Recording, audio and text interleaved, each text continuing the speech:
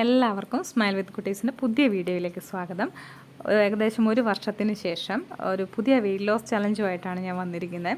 ഈ ഒരു വർഷം കാര്യമായിട്ടുള്ള യാതൊരു ഡയറ്റോ എക്സസൈസോ ഒന്നും ഉണ്ടായിട്ടില്ല. ഭയങ്കര മടി പിടിച്ചൊരു കുറേ ദിവസങ്ങളും മാസങ്ങളും ഒക്കെയാണ് കടന്നുപോയത്.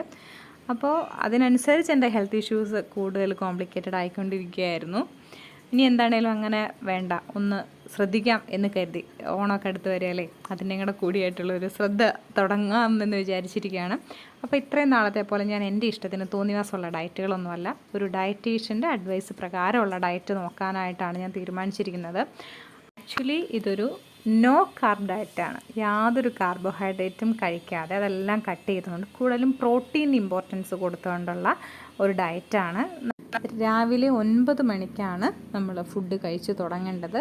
അപ്പോൾ രാവിലെ നമ്മൾക്ക് ചിയ സീഡ് കുടിക്കാനായിട്ട് പറഞ്ഞിട്ടുണ്ട്. പക്ഷേ അതിൽ BP ഒക്കെ ലോ ആവുന്ന പ്രശ്നമുള്ളവരാണെങ്കിൽ ഇൻ ബിറ്റ്വീൻ ഏതെങ്കിലും ടൈമിൽ കുടിച്ചാൽ മതി. പിന്നെ രാവിലെ 3 എഗ്ഗ് അല്ലെങ്കിൽ ചെറുപയറോ അങ്ങനെ എന്തെങ്കിലും പ്രോട്ടീൻ അടങ്ങിയിട്ടുള്ള ആഹാരവും പ്ലസ് വെജിറ്റബിൾസും പിന്നെ മധുരമിടാത്ത ചായ, അതാണ് പ്രിഫർ ചെയ്യുന്നത്. പിന്നെ ഇൻ ബിറ്റ്വീൻ 11 മണിക്കൊക്കെ വിശക്കുകയാണെങ്കിൽ ഗ്രീൻ ടീയോ നട്ട്സോ അല്ലെങ്കിൽ ഫ്രൂട്ട്സോ എന്തെങ്കിലും കഴിക്കാം.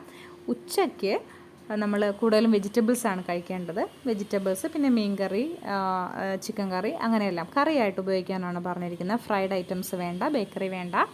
പിന്നെ അതിനുശേഷം ഒരു 4 മണിക്കൊക്കെ വിശക്കുകയാണെങ്കിൽ ഫ്രൂട്ട്സ് കഴിക്കാം. പക്ഷേ ഫ്രൂട്ട്സിൽ ആപ്പിള്, മാമ്പഴം, ചക്കപ്പഴം അങ്ങനെയുള്ള സാധനങ്ങളൊന്നും കഴിക്കേണ്ട, ഷുഗർ ലെവൽ കൂടുമെന്ന് പറഞ്ഞിട്ടുണ്ട്.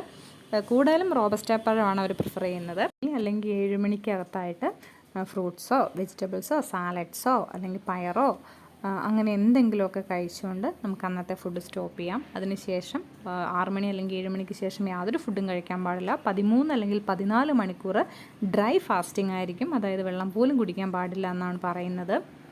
പിന്നെ ഉച്ചക്കത്തെ ആഹാരത്തിൽ തൈര് ഉൾപ്പെടുത്തുന്നത് നല്ലതായിരിക്കും എന്ന് പറയുന്നു. കാര്യം നമ്മൾ പ്രോട്ടീൻ കൂടുതൽ കഴിക്കുന്നുണ്ട്. അത് മുട്ട, പയർ, ഗ്രീൻ പീസ് അങ്ങനെയൊക്കെ കഴിക്കേണ്ടത് നമുക്കൊരു ഗ്യാസിൻ്റെ പ്രശ്നം ഉണ്ടാവാൻ സാധ്യതയുണ്ട്. അപ്പോൾ അത് സോൾവ് ചെയ്യാനായിട്ട് തൈര് നല്ലതാണെന്ന് പറയുന്നുണ്ട്. പിന്നെ മുട്ട കഴിക്കുമ്പോൾ ശ്രദ്ധിക്കേണ്ട കാര്യം, എന്നെപ്പോലെ കൊളസ്ട്രോളും ഫാറ്റി ലിവറൊക്കെ ഉള്ളവരാണെങ്കിൽ മുട്ടയുടെ യെല്ലോ കഴിക്കരുത്, എഗ് വൈറ്റ് മാത്രം കഴിക്കുക. കൂട്ടത്തിൽ വെജിറ്റബിൾസൊക്കെ കഴിക്കുക എന്നാണ് പറഞ്ഞിരിക്കുന്നത്. ഇതിപ്പം പാലായിട്ട് കുടിക്കാൻ ഇഷ്ടമുള്ളവർക്ക് പാലായിട്ടാണ് കൂടെ കുടിക്കാം, അല്ലെങ്കിൽ ചായയായിട്ട് കുടിക്കാം. പക്ഷേ മധുരം ഇടാൻ പാടില്ല. തീരെ ഡയറ്റ് നോക്കാത്ത ഞാൻ എൻ്റെ ശരീരം ഒട്ടും ശ്രദ്ധിക്കാത്ത സമയമാണ് ഈ ഒരു വർഷം എന്ന് പറയുന്നത്. കാര്യം എനിക്ക് തന്നെ അത്ഭുതമായിപ്പോയി. 96-ൽ നിന്നും 98-ൽ നിന്നൊക്കെ 73 വരെ വെയിറ്റ് എത്തിച്ച ആളാണ് ഞാൻ. പക്ഷേ ഇപ്പോൾ എനിക്കത് ഓർക്കുമ്പോൾ ഭയങ്കര അത്ഭുതമാണ്. അത് എനിക്കെങ്ങനെ പറ്റിയെന്നും എനിക്ക് സംശയമാണ്. അന്നൊക്കെ എനിക്ക് ഭയങ്കര ഒരു ഡെഡിക്കേഷൻ, കുറയ്ക്കണം എന്നൊക്കെ ഒരു ആഗ്രഹം ഉണ്ടായിരുന്നു. ഇപ്പോൾ ആഗ്രഹമില്ല, മടിയാണ് കൂടുതൽ. ആഗ്രഹം ചെറുതായിട്ടൊക്കെ ഉള്ളൂ, കൂടുതലും മടിയും ഫുഡിനോടുള്ളൊരു ക്രേസൊക്കെയാണ് കൂടുതൽ. അപ്പോൾ അങ്ങനെ ഹെൽത്ത് ഇഷ്യൂസ് കൂടുന്നുണ്ട്. ഫാറ്റി ലിവർ ഇപ്പം ഇത്തിരി പ്രശ്നമാണ്. പിന്നെ കൊളസ്ട്രോൾ ഹൈ ആവുന്നുണ്ട്, BP-യിൽ വേരിയേഷൻസ് വരുന്നുണ്ട്. അതിനനുസരിച്ച് വെയിറ്റ് താങ്ങാൻ പറ്റാതെ എൻ്റെ ബോൺസും ഒക്കെ കഷ്ടപ്പെടുന്നുണ്ട്.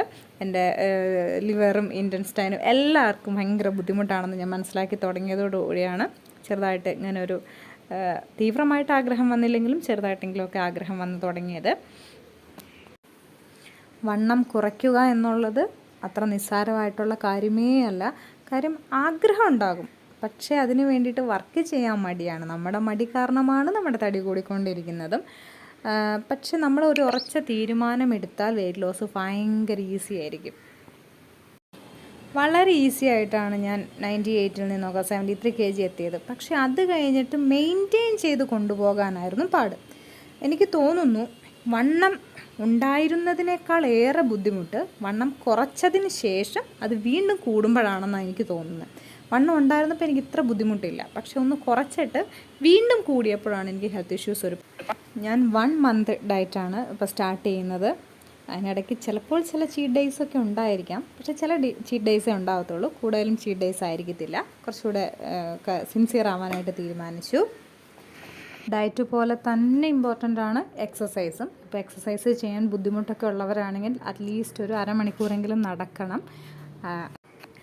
നല്ല രീതിയിൽ വണ്ണം കുറയ്ക്കുക, ആരോഗ്യകരമായി ജീവിക്കുക എന്ന പുതിയ ചിന്ത ഉൾക്കൊണ്ടുകൊണ്ട്, തീവ്രമായി ആഗ്രഹിച്ചുകൊണ്ട്, പരിശ്രമിച്ചുകൊണ്ട് നമുക്ക് പുതുപുലരിയെ വരവേൽക്കാം.